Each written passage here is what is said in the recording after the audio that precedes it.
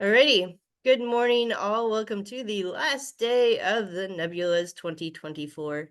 My name is Jay Viner, pronounced she, her. I'm a Caucasian woman with brown hair, and I was going to tell you that I'm wearing my favorite con jacket, but I'm not because I'm just really done. And so these are almost my pajamas, and I'm on the internet on my pajamas, and it's being recorded. But don't hold that against me. Thanks, Eva. So we are going to talk about publicity and marketing this morning. Hopefully that's what you're here for. I have a couple of prepared questions, but as with any panels, as questions arise, please put them in the chat with the all caps question. Our moderator will forward those to us, and we will address them towards the end of the panel. Just for clarity's sake, I'm going to briefly read the panel description so we're all kind of on the same page and remember what we're supposed to be doing here. Pajamas, and I'm on the internet on my pajamas, and it's being recorded. But don't hold that against me. Okay, hang on. Sorry, my computer's. Can you hear that? We're it's. So we're going to talk about. Hang on a second. Marketing this morning. Hopefully that's what you're here for. I have a couple of prepared questions, but as with any. Sorry about that. I didn't know how to turn it off, so I'm looking at the panel description. Now I'm really embarrassing on the internet. Okay, let's start over. Book promo for noobs, resources and advice for making the most of the months leading up to the following a book release. Leading up to and following a book release. This includes blurbs, arcs, those are advanced review copies, industry reviews, blog tours, making the most out of conventions, book fairs, conferences, everything like that. Tips for effectively using social media. I know we all have that question. Should you make your own graphics, hire an independent publicist, plan a book launch, or just enjoy a book birthday lunch? The answer is yes to that. And breakfast and dinner if you eat those things. Help inquiring debut authors want to know. Okay. Maybe I had too much coffee this morning. So we are going to start with a round of introductions. And as introductions, people will do their general introduction of their names, pronouns, and then also talk about for them and their experience, what it means when we say publicity and marketing, and then kind of where they're coming from. And we're going to start with Casey. Thank you, Jay. Hi, everyone. I'm Casey Griffin, she, her, Caucasian woman, also with brown hair and a navy blue shirt. I am a writer of sci-fi, fantasy, horror, weird westerns, and I had my first book come out last year. My second book's coming out next month, and then a few other projects lined up. So I had to learn about publicity and marketing very quickly. In my day job, I'm actually a senior director of communications. So I do this kind of for the nonfiction science world. And there are some principles I applied to book promotion as well. To me, publicity is really how you get your product or your brand out to the public, kind of in its simplest form. The definition, right? Public publicity.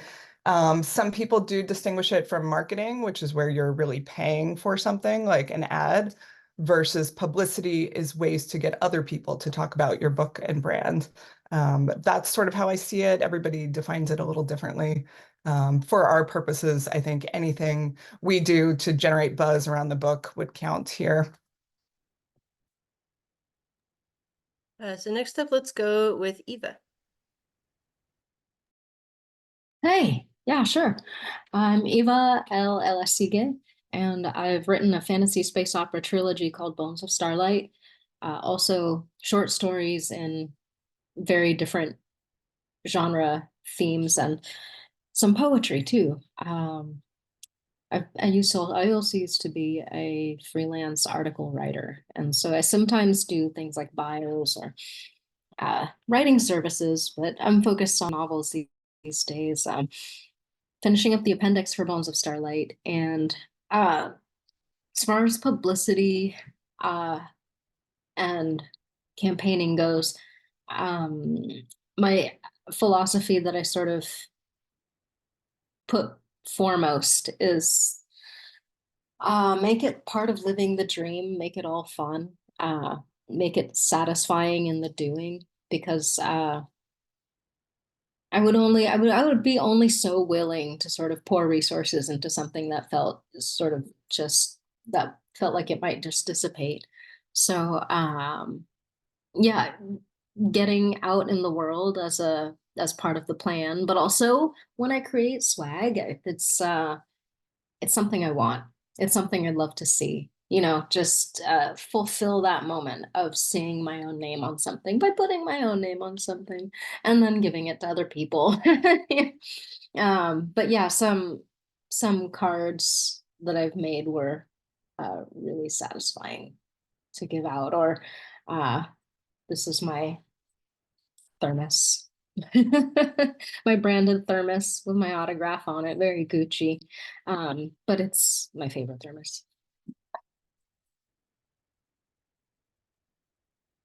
I think it's fair to say that having your name on any kind of thing is pretty cool, especially a thermos. Yeah, it takes a lot of getting over oneself in order to go ahead and promote oneself. This is true. Sure. Yep. Yeah. I see a lot of people, especially on the text-based social medias, like, I feel like I've been telling everyone about my book, like they're all tired of it, and then people respond, actually, I haven't heard anything about your book. Why don't you say some more? And it's such a strange distance from what we feel like we're actually saying to what people are actually hearing or receiving. All right, our last introduction is Robin. Hi, everyone. I am Robin Dabney. Pronouns are she, her. I am a Caucasian woman, dark hair up in a messy bun right now with a tan shirt. My first series that came out was a trilogy called the Cylinder Trilogy. It was self-published, so I got to kind of go into the marketing and publicity from the self-published realm. My new book, The Expenditure, is traditionally published with an indie press. It came out 3 weeks ago, so I've gotten to kind of explore both the, thank you, the marketing and publicity elements, at least from self-publishing and indie press publishing. And so I have learned a lot and cannot also wait to learn more from you guys today about publicity and marketing. I absolutely agree with what has already been said for my definitions of publicity and marketing. What Casey said is kind of the descriptions I go with. When I talk today, I am going to be talking about publicity and marketing kind of under one umbrella term. So I am throwing in things that also cost money because it all kind of is intertwined, I feel like, in this industry. But yeah, I'm also wearing pajama pants and it's great. End of convention comfy. It's awesome. All right, so our first real question, and I think I structured these kind of around my own journey from knowing nothing to the crash course. So my debut came out with a small press, traditional press, in 2021 during the pandemic. Don't recommend doing that. And I knew very little about what I was going to do versus what my publisher was going to do, and it was extremely murky, and it gave me a lot of anxiety. So my first question, especially for people who are new and really don't know anything like I did, is what kind of timelines can we expect? And how does that change if you're looking at doing things yourself versus doing a small press versus doing a big press traditionally, and kind of what those expectations are? And if it's okay with you, Robin, I'll turn it back to you since you're just coming off the process and it's probably fresh in your head. Sure. And one of the interesting things I feel like I learned this year is that the whole timeline thing is totally different than what it was when I published in 2016. Like, I feel like there's a lot more longevity to a book now with social media and those different ways of promoting a book. But for me, I kind of like the year out, I recommend, if you don't have an online presence, getting that started. And that doesn't mean you have to be on every like social media platform, but at least have a way for people to find and contact you. So I kind of started playing around with my website at that point. I had a newsletter that I'd built up from my first series, but if you don't, that's a good time to kind of start gathering your newsletter too, to find the people who are willing to like help and support you in this.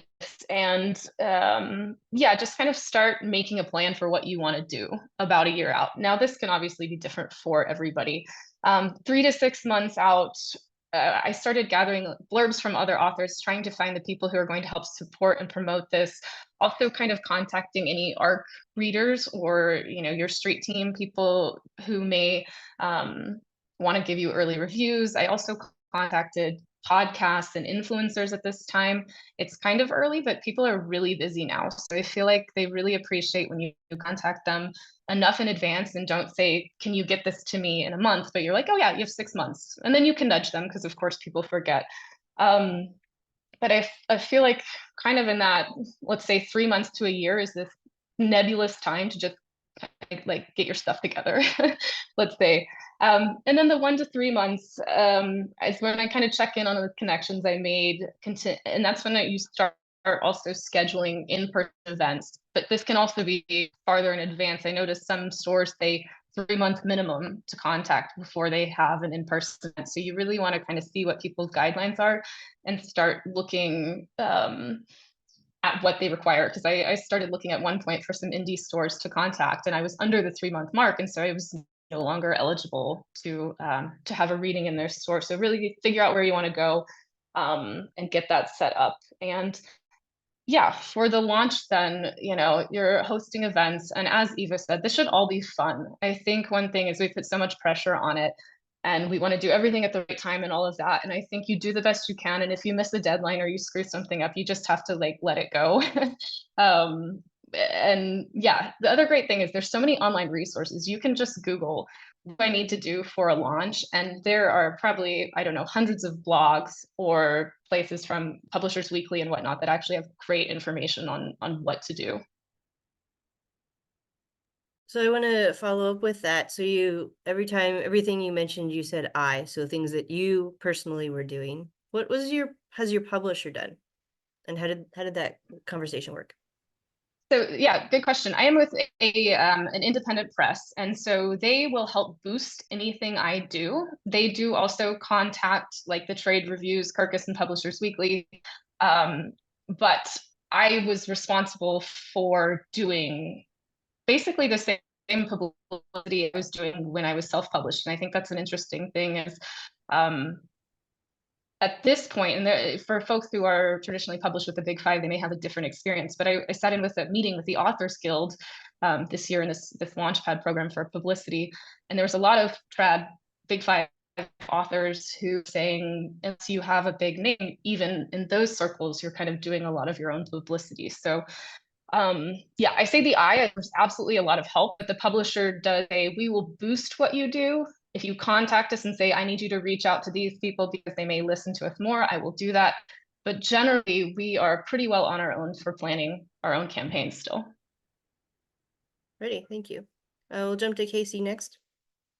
Hi, so I want to echo some of those points. I work with a small press, Bridget's Gay Press, and another small press, Dragon's Roost, for my books.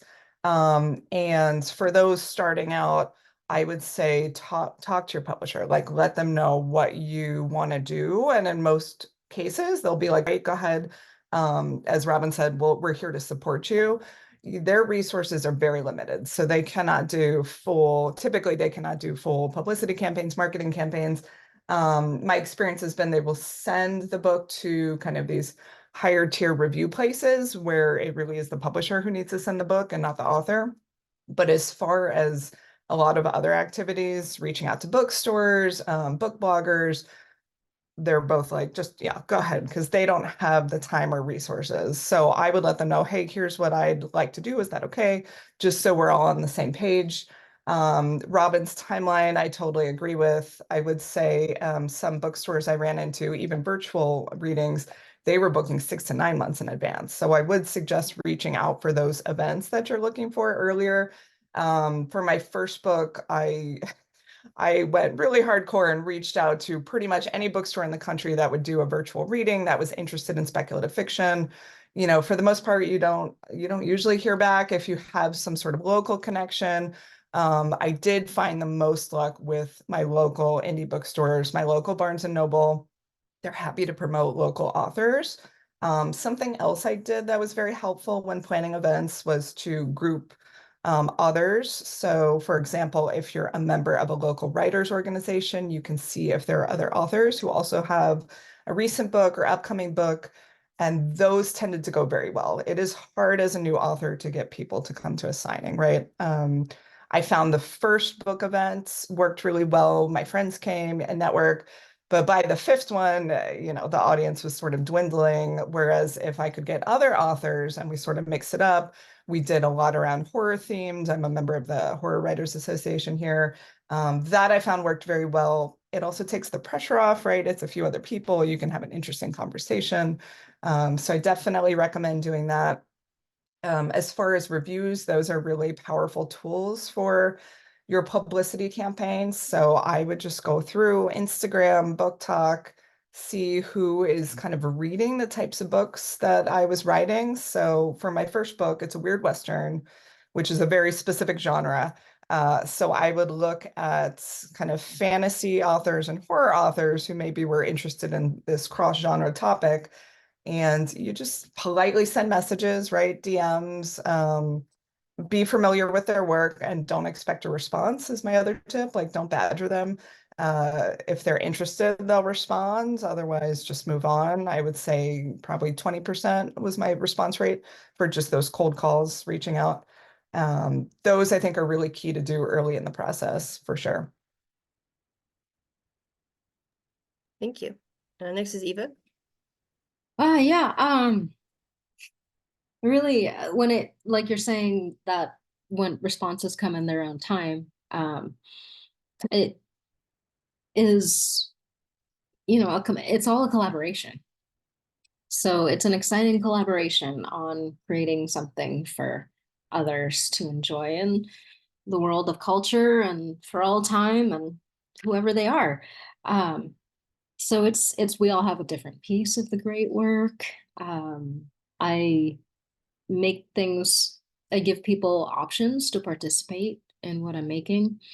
And we can sometimes align really nicely where things go back and forth and one, you know, like a ball in a court, you know, the way people, you know, the ball in a court metaphor. And then they just, one thing happens and then we make it work and then another thing goes forward and then it all keeps going. So that's fun.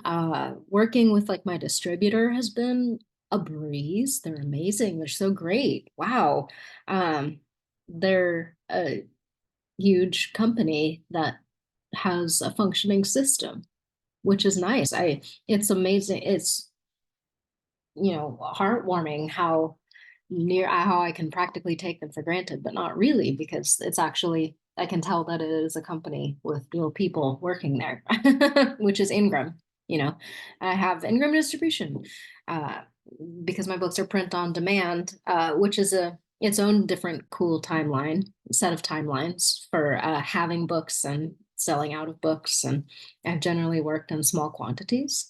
So because that's motivating to me, it's nice to sell out and, you know, again and again. And so that, you know, means I'm not measuring book success quite in the same ways that the syndication houses do. But yeah, I started to learn to think in the business quarter when it comes to people and ideas. Just let things happen. Sometimes people are touring. Contract work has multiple projects going, usually at the same time. I myself have, you know, sometimes taken on contracts and then just creating the right set of expectations or acknowledging a total lack of expectation. Lack of expectation is really nice to have. Yeah, so the pace of collaboration is neat. Sometimes it's just like parallel tag. And then touring, yeah, it's sometimes getting on the books is just as quick as getting the info in there. But yeah, working with different organizations like conventions and deadlines for applications or submissions or panelist questionnaires, it's all this sort of flow. And it's really, really interesting to try to scale back and then not feel at all scaled back in the schedule. Eva, can I redirect for kind of a different version of that? So you've launched 3 books, right, that are related. Mhm. So when you launched your first book, what was your timeline like? What did you do leading up to pre-launch? Did you have pre-orders did you do any kind of like recruiting of reviewers ahead of time? Like, what was your kind of schedule for that? Yeah, here they are. Well, yeah, I was talking with a bookstore for my release event. And different bookstores had different expectation timelines and processes, and one of them just worked. And usually that's how it happens, is with one avenue, it just works and it's not that hard. And maybe it's just a matter of the different people have different systems, and some are more akin to each other, and different careers progress in their own ways. Like I've been engaging with so many creative, independent careers that all have their own special platforms. We've been innovating. We find different people who even create like back ends, things like that. Like Suge Tucker, for instance, she has a live concert model that she kicked up during the pandemic. But yeah, for the first book, that was a huge exploration process as far as getting each thing done one after the other. But it didn't take much longer than the others. It was just a matter of the process. I laid some groundwork, then the execution, and the second book took about the same amount of time. So it's almost like I could follow the instructions. Awesome. Yeah. All right, let's move on to the next question. So we sort of began talking about this, and I just coming from let's just assume that people know very little.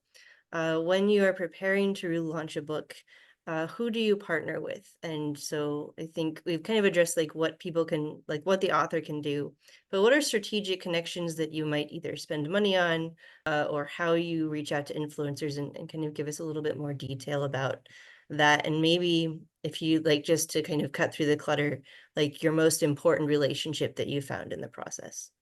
And can we start with Casey? Sure, yeah. So tackling the last question first, most important partner in the process, aside from the publisher, I would say probably my local indie bookstore has been a key partner. They're Mysterious Galaxy here in San Diego. They're very supportive of genre fiction.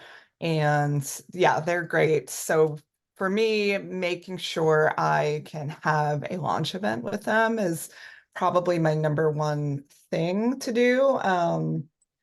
So just for some context, my second book's coming out next month. I had very little time to prepare. It's a short horror story collection.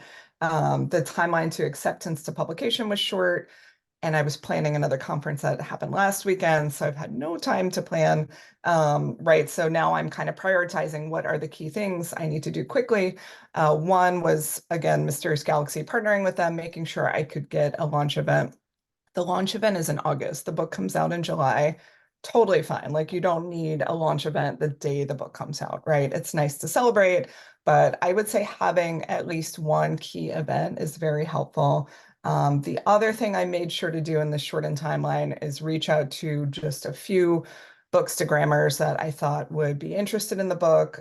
Some of them were people I'd been following for a while, I had chatted with online, people I met at conferences. So just to try to get a few folks reading the book who could review it early, and then who hopefully will also talk about it, when it comes out and be a supporter. So that's sort of my condensed, shortened timeline, which also reflects kind of the folks I think are really key for this. And then in terms of money spent, I actually try not to spend too much on advertising. I feel like I haven't had the time to really dive in. It's a whole art form to keywords and Amazon advertising and Facebook advertising. I will do a little bit of boosting when the book is actually out. So like $15 on Facebook just to try to get it out to some new audiences. I feel like it's pretty low funds to try to reach at least a few new readers. And then the other thing I will spend money on is something we mentioned before, which is swag. It is really nice to have some stickers, some bookmarks, promotional materials that you can take to conferences, or stickers you can use as ways to help promote the book when it's out. So those are where I tend to spend some funds. as well as events. So going to a conference, for example, one like this or Comic-Con or wherever I can kind of connect with potential readers. Robin. You're muted. Thank you. Everything that Casey just said, for me, I think the biggest partner that I came across when I was starting this was those initial ARC readers who happen to mainly be, am I frozen?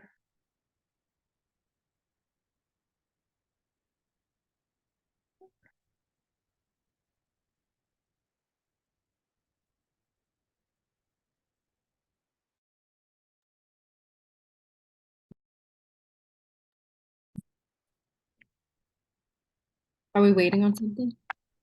Oh, did it? I thought did it freeze? Just for a second, you're good now. Okay. So yeah, it froze on my end. So it would be those initial ARC readers who were mainly bookstagrammers and like book talkers. And so I think that was different from my last campaign is they have actually been the biggest way that the word of mouth has gotten out of. And you find these big accounts. So I'll talk about this just for a second. You find big accounts where you actually have to pay people to promote your book. If you target influencers or just kind of getting started, I look for accounts with under 10,000 followers.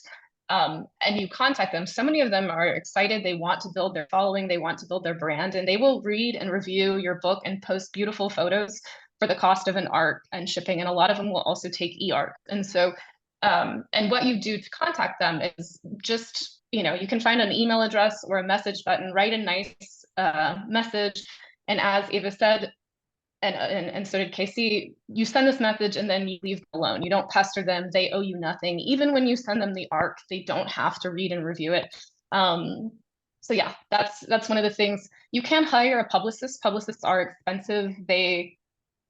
I didn't, just because of funding, but they can get you into bigger audiences. They can, I have a friend who hired a publicist. She was able to get her book reviewed by NPR and some different things. So there are benefits to that, but you're looking at spending between like 1,000 to 10,000 plus a month. Some of them have minimum monthly contracts. So if that is not in your budget, which it is not for a lot of us, there are other ways to do that. And I found that with Instagrammers, podcasters, even magazines to write guest articles, you can contact them. Of course, they may ignore you, but if you get one or two people to kind of connect with you and have that partnership, that's actually going to go quite far. You can do Amazon, Google, and Facebook ads. I am running some of those. It is an art form. It is an interesting thing you have to invest time in to do it well, so you're not throwing your money away. I do have a really great article that Jane Friedman wrote that I'll share at the end in that kind of resources section on how to do Amazon ads. And then another thing that is, this is not so much a part, but it kind of is find your niche that's outside of the book world and the traditional publishing industry, and target that. So like in my book, I have climbing as an element. So I'm actually reaching out to bouldering gyms and climbing facilities and trying to partner with folks who are not inundated constantly with book requests, but who are like, oh, wow, that's cool. There's a book that contains this unique element. Absolutely come in and speak to my audience. And so, that can be gardening. It can be a whole slew of things, but try to think of something unique to our book and contact people who are in those fields, different groups and organizations. Awesome. I wanted to say a little bit about the difference between doing with a publisher or even a small press versus doing completely self-publication. So I think someone said in the first round that often with small presses and doing it on your own, there's actually very little difference in that you're basically your own machine. And sometimes your publishers likes or retweets or whatever the posts that you created out of your blood, sweat, and tears. But for one of the big differences between having a publisher versus self-pub is that, so when I did my self-publication romance series, I paid for line editing, I paid for cover design, and I spent a little bit more on cover design than probably the internet is going to tell you, because cover is so important when you're selling on the internet. and having the correct look for the market was something that I spent a lot of time and energy on before I hired somebody. And that's what I like in my difference, like with my publisher, like they had an artist they hired, and then the difficulty was fighting with them over whether or not they were doing it how I wanted it to do and how it fit the market, right? Because they just hire graphic artists who don't necessarily know about books. That's one thing. If you have a debut, fight for the things that you know are correct if you have a publisher. And it was so scary for me. It's a romantic suspense, and they put a Mardi Gras mask on it. It was beautiful. It looked like a mystery book. And I said, people read this and they're mystery readers, they're going to be so angry. And the artist didn't understand. They're not a book person, they're an artist. And I said, can you please just try something else? And they came back with what looked like the drama, like a Phantom of the Opera mask, still a mask. And I was like, I just don't think this is a good idea. And it was terrifying. Like I thought I was going to get fired, right? Because I was fighting with my publisher and I wasn't getting any money. Like I didn't hire them. And so finally they came back the third round. The cover's brilliant. It's perfect. No mask. But that was really scary for me. And so when I started doing my own publishing, I had kind of learned, covers are something that you fight for and you really think a lot about. So those are the things that I've spent money on is editing. I did not do a developmental edit for the romance series, but I am doing it for my dark Peter Pan fantasy because structurally I'm a little bit less confident in it, and I want someone who's a professional who's going to walk me through. So if you're not familiar with those terms, developmental editor is a freelance artist that you can hire to kind of look at ideas, structure, themes, kind of your craft writing, versus the line editing or the polishing, which is a little bit cheaper, where you hire at the end of the process, where you want to make sure that your spelling is correct, your sentences aren't huge and unwieldy, all your commas are in place, and those kinds of things. Eva, do you have any things about partners, people you hire or not, important relationships? Yeah, well, I like to reinvest in my community, and that's how I develop what someone might see as my brand is actually, my context. So I've found collaborators for art, like I source my own artists usually through my community, through different communities that I find along different intersections, like gallery or our genre world is only one department, really. And then, I might go exploring through connected areas of art. But yeah, it's investing in partners that sometimes it's just what is the new business that somebody's presenting? How are people trying to make this world cooler or better? What do people have to offer? And then I think, what do I have to offer? Like, what do I do that would work with what they do? And that way we can both propel each other. And sometimes it's personal, sometimes it's one-to-one. Other times it's just a calendar. Other times it's a calendar item or a company that I can get involved with. Sometimes events sometimes have companies, things like larger festivals. And it's so interesting to get into different cultural areas and then discover what they have to offer that might not have seemed central. Like, okay, I'm going to a music festival because I enjoy some music, but also because it's a creatively nurturing space. And then people have lots of different skills. And just,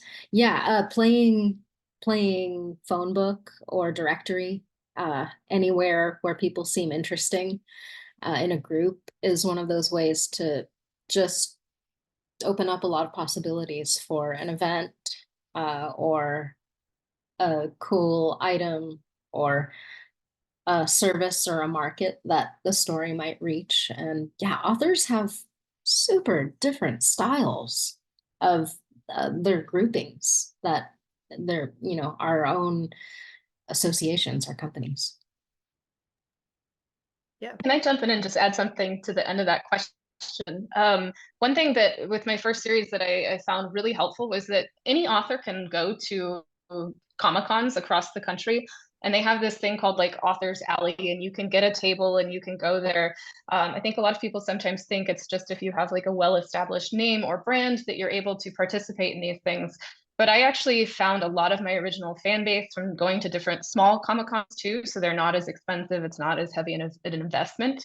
And so I always want to like recommend to people, look for the local Comic Con in your town. You do have to sign up for these quite a bit in advance. But it's a great place to go to start building your newsletter if you want one, to start meeting fans, to start meeting other people in the industry and other authors. And so we can't always travel to these big conventions and across the world, but most places have a local Comic-Con or relatively close. And even if you've got your first book out, you are allowed to have a table there to set it up to sell your books and to participate in that. So I encourage a lot of people to get started doing.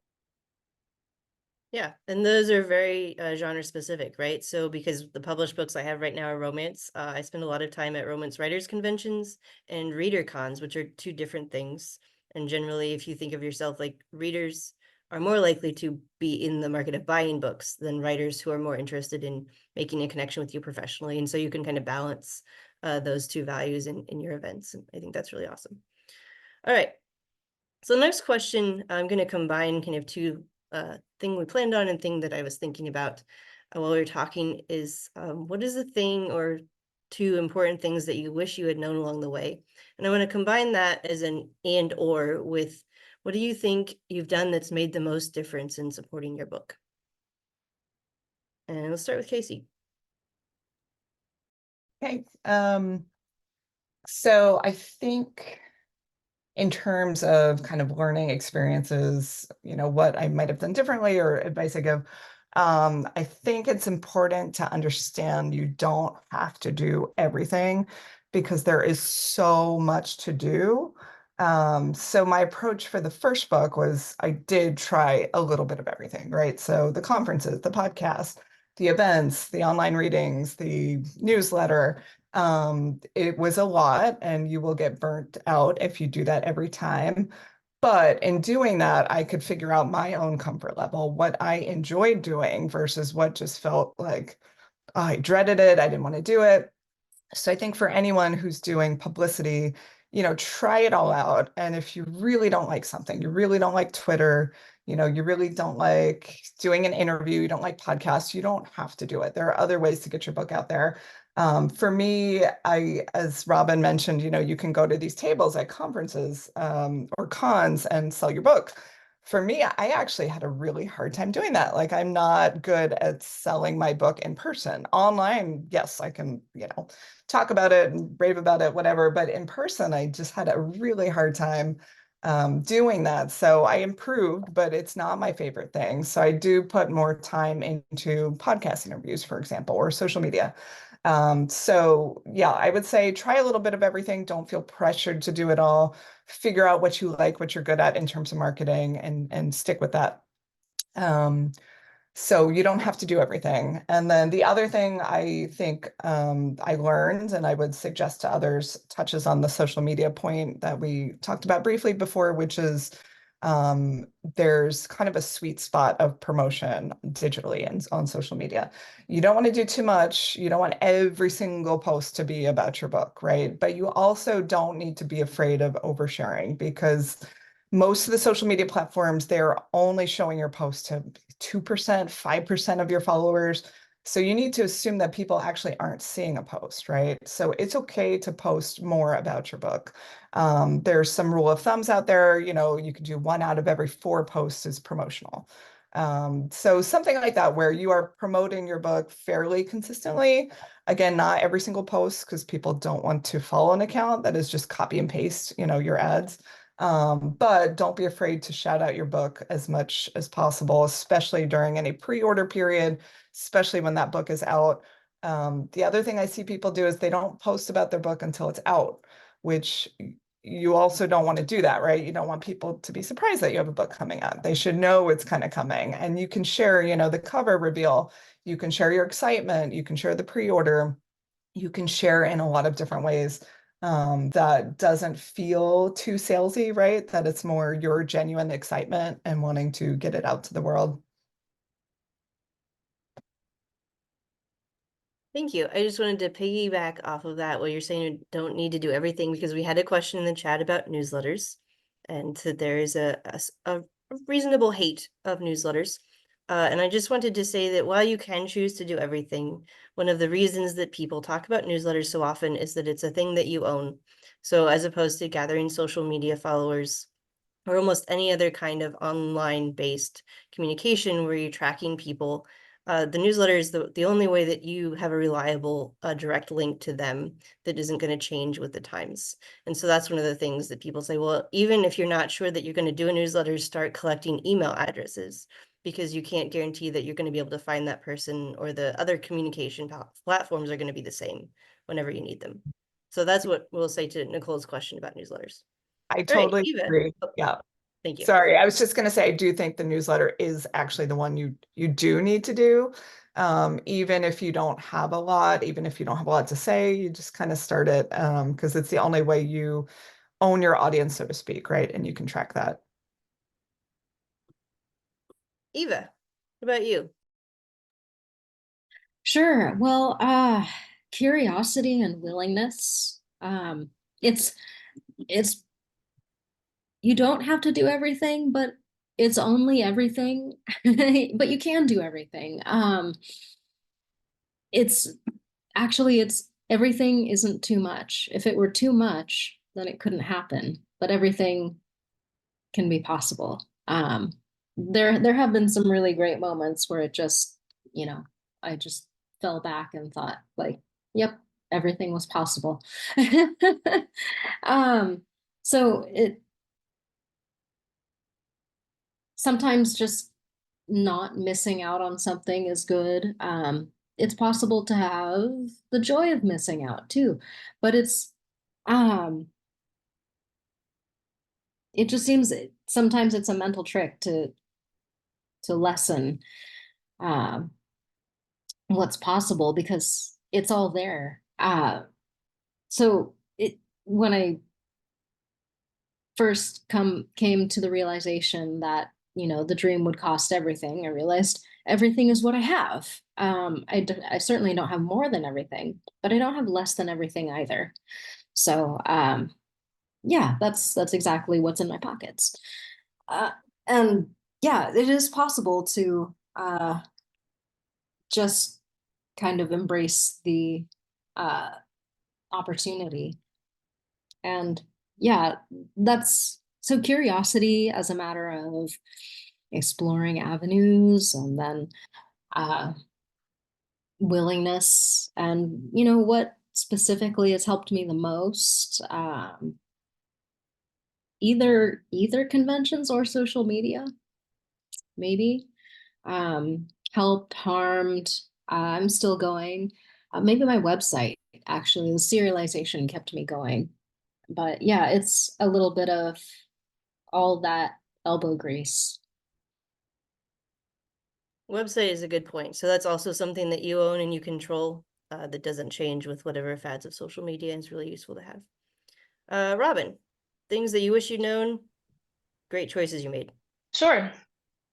I think for me, like one of the main things is, I have a couple things here, but like one is that pre-orders are not everything. It's not make or break. That was sort of like beaten to my head that I have to do this or this will not be a success. But especially with the rise of social media and like influencer marketing, let's say, like I know people who they had a launch, their book did fine, and all of a sudden somebody posted about it on TikTok 2 years later and it became a bestseller. But realistically, most writers are not going to hit the New York Times bestseller list anyway. So this pushing for pre-orders and then feeling like a failure because you didn't get it just sort of takes the joy out of that. And so I think you do the best you can. And but I found that this is actually like the longevity of a book. If you are not going, and I'm not saying don't go for the highest level you can, but if you're just going for a reasonable launch, you shouldn't have to stress over some of these things that they said. It can come as a success later. And then this next piece, which is the most annoying and inane sounding piece of advice that I was given, and it actually like saved my launch for me, was to manage my expectations. because you have this idea that it's going to do this or that, and you should absolutely always feel that way. But you can put in all the work in the world, and there's a lot of talented people out there. And if you base success and the feelings of success on your book on just how well it did financially or how many sales you had, you're going to ruin your relationship with your story and with your launch. And so I would say, go for it, do everything, put in all the work to do it, but also just be very happy that you had the book come out and it's doing what it is.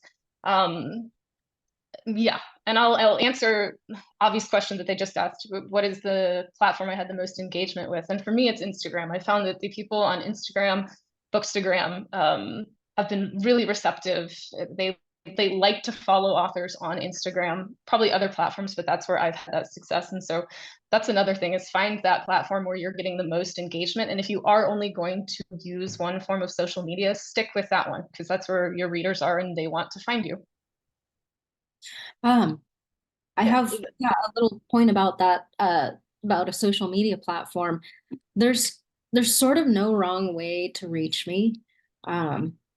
Whatever works, like a DM or a Facebook message, I remember a time when these were not considered legit channels of communication, or when in my life, I remember this time, but and some folks prefer to be approached a specific way, but it might seem casual, but if they can get me, as a person, if they can reach me on their time, then we could still make things happen. People don't have to do something convoluted. That said, I have this weird, it's a little bit like net.art, the way I created a web ring with my different online nooks. My about page is kind of circular.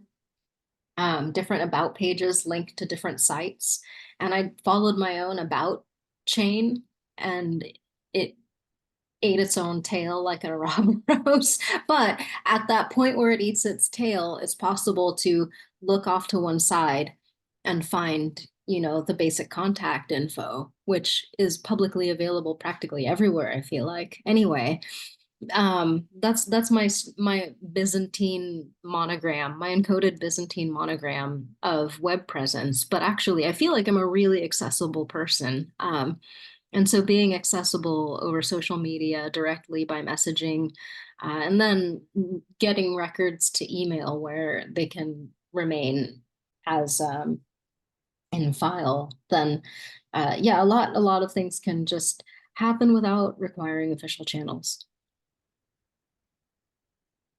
Yeah, so we are moving into the end of the panel, so we're going to start addressing some of these questions from the chat. We had one more question that we were going to do, which is about resources. So panelists, if you did come with resources or links that you want to share, if you put them in our chat, then they'll get transferred to the audience.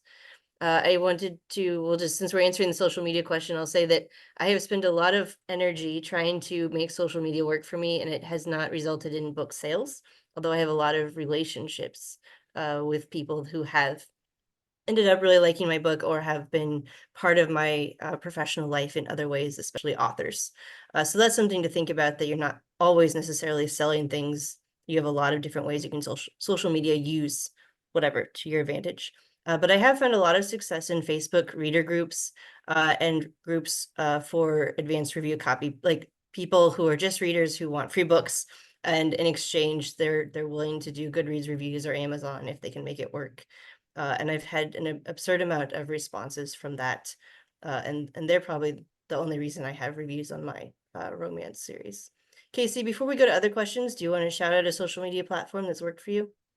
Yeah, I think they all work well in different ways. Probably for me personally, Twitter or X has been the most successful, mainly because there's a very active indie horror community on there that I'm connected with, and everybody's very supportive, promoting each other's books. So I have found a lot of connections through there. That's actually how I got my first book published. I was doing one of those pitch contests where you kind of talk about your book. Publishers saw it, and then it went from there. So I'm grateful to Twitter for that. And I've heard other successes there as well. I like Instagram a lot. Threads, sort of up and coming, kind of getting there. TikTok is interesting. We don't know if and how it'll be around, but obviously there's huge potential there to go viral. So there are a lot of authors on there kind of trying to find their voice. I've had some success there, nothing viral, but that's always hard to do. I read a viral post that was, I thought, about my book, but it was a video of my cat rolling in rabbit shit that was talking about a scene with a cat in the book, right? So there was text about the book. So I had 60,000 some viewers and no sales. Like everyone just liked the cat. It didn't work. So Yeah. there's viral, and then there's the viral that works for you, just in case you were all like goaling for like the views. It doesn't necessarily work all the time. So my cat's internet famous. Okay, so we're not going to do round robin for all of these for the sake of time. So I'm going to address them, and then if you want to talk about them, kind of wave at me. So the first one is from Stephen. Oh, I could just, I guess, rep golly, Facebook and the metaverse. Yeah. It seems like making things happen on the touring circuit and along with volunteer coordination and even event coordination, a lot can happen just using messaging, and name recognition is helpful. I don't I haven't really been aggressive about it, and it's been really organic. I haven't added on pretty much anything artificial. It's all industry and personal, which feels like a solid company. That's the only way I keep it interesting and empathic and productive and worthwhile. And then I use it as a sort of CV, a running CV. I've mined my CV from my Facebook records before, so that's been handy. They have reliable timestamping. They're, an evidentiary source. So it's been useful as a record keeping utility as well as a connection option mainly. And then yeah, that connects into a few different things. And honestly, I'm going to be transparent by saying that one of my distant cousins at one point worked for Facebook, but I really didn't leverage their position at all. I don't even know what position they Okay. All right. So our first question in the chat was from Stephen, who's asking about a list of bookstores, and I'm just going to go ahead and answer this very briefly by saying that the best thing that you can do is find bookstores you have some connection with. That's going to be your first positive step. And then look and see in their events calendar if they're doing online events, and then you can email them and propose an online event. There probably is some kind of massive list, but that's not going to help you because bookstores do not tend to make sales from online events. Even if you have a large following, that's just not how it's working these days. So you have to have some kind of personal reach, like it has to be your list, basically. Okay, second question, and we're going to combine these two from Emily. For someone on a limited timeline with a book coming out this summer, what kinds of things are possible right now, or what should be done? For example, getting onto conventions and panels. And I think we could lead with Robin's comment that the launch is one thing, but the book is forever, right? So what are the pre-launch things that we should make sure that Emily is doing? Just briefly, I'll go fast because I know we're short on time. I would say anything that you want to have scheduled for an in-person event, like a launch or reading, get those as soon as you can. The online stuff can happen later. Reviews can come after the launch, all of that. So just whatever things that you want to happen at launch time or close to launch time that require other people to make a step to help you, get on those as soon as you can. And if you're flexible with certain things happening after the launch, then you should be okay. You don't have to start a year. Yeah. Other thoughts?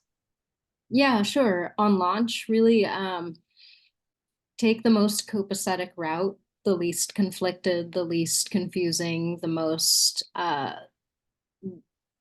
the warmest, if it's cold or hot, head towards what's warmer.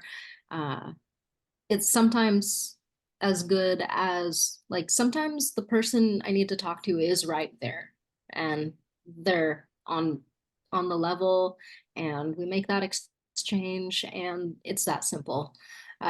So that's a beautiful moment when that happens. But that can even happen with the big companies, with the big establishments too. Sometimes they just, they have a sequence of buttons that go with the actions and it happens. So yeah, if it doesn't quite work or jive, other times I've taken time to align with an organization, just like by coming in on the ground level. Like, I'll volunteer for something first before I start trying to take the stage sometimes, and so that I come in respecting the culture. Yeah. I think I would say that if you want to do an in-person launch, that's probably the non-negotiable thing that you would want to try and make sure you schedule, or doing some kind of partnership with your local independent bookstore that's tied to launch. So I think doing something that's planned is always good to harness that energy, but it's definitely not do or die. Okay, so there have been some resources posted in the chat. I want to remind everyone that you can continue this conversation in the water room breakout accessible from the Cooper Suite. I will be around. I'll trance over to answer a couple questions if you feel so led. So we have very few minutes left, and I'll leave this for anyone who has last thoughts, last impressions, things you want to say about our topic of supporting book publishing. Sure. Casey. I have just one thought that's a bit of a follow-up to the last comment, which is, for me internally, I feel like you have probably 6 months after a book comes out where it still feels new and fresh, right? Where you can still pitch it, promote it, ask for reviews. And again, this is just my own internal kind of clock, but I feel like once I hit 6, 8 months after the book, then it starts to feel a little outdated, like, right, it's a little harder to pitch it as a new book. That said, if opportunities come up, definitely, keep getting your book out there. But for me, the very best piece of advice I got during all this promotional, first book coming out, next book coming out, was to always be writing the next thing. And I started writing my next thing right before my first book came out. Just, it helped ground me. It was a reminder, I'm doing this for the writing. I can't control what happens in the outside world. I try my best, set up the dominoes, see what happens, but all I can control is my writing, and having that next thing, in progress, almost done, that I'm pitching, you feel the momentum going and you don't feel stuck, and it helps to mitigate any disappointment. As Robin said, keep your expectations reasonable, right? It's really exciting just to have a book out there, even if only 10 people read it, 50 people read it. It lives on, it's going to be there. You've achieved this amazing thing. Like, make sure to celebrate it. Thank you. I would say, yeah. Oh, go ahead. Oh, well, some paintings only exist as one single item and might have taken years. And reframing my literary career as an artistic one is sometimes a nice way to look at it. We have as writers, we have a high reproduction value, but there are also different ways to approach it. And some people create more boutique books, more handcrafted, and stories have their lives, and there are hand distributed. I remember loving seeing indie poets create an event and then picking up their funky chapbook that looks like nothing else I've ever seen, and thinking like, ah, haha, my collection, has a new jewel. And I've created those kinds of jewels. That, it's not, there are different markets out there like that are very satisfying, and they can be considered publicity for the larger, for the extra large market. But it's, made, instead of calling it a market, you could even call it a community, because that's what it can become when we keep on practicing reciprocity. Yeah. All right, Robin, fast, go. Yeah, I was just going to say, yeah, manage your expectations, have fun with it, focus on the community aspect of meeting other readers and writers, and really forming those relationships, because we can all help each other out, but it's also just for your mental health and enjoyment. I think it's really important to have other people in this industry who know what you're doing, know what you're going through, are there to support you in all ways, and you to do the same. So I think another piece is just finding the community of people who aren't necessarily even buying your book, but are just there as your support system and understand what you're doing. So Alrighty, we are out of time, so I am going to close us with some marketing in practice, and then you are going to turn around and do the same thing.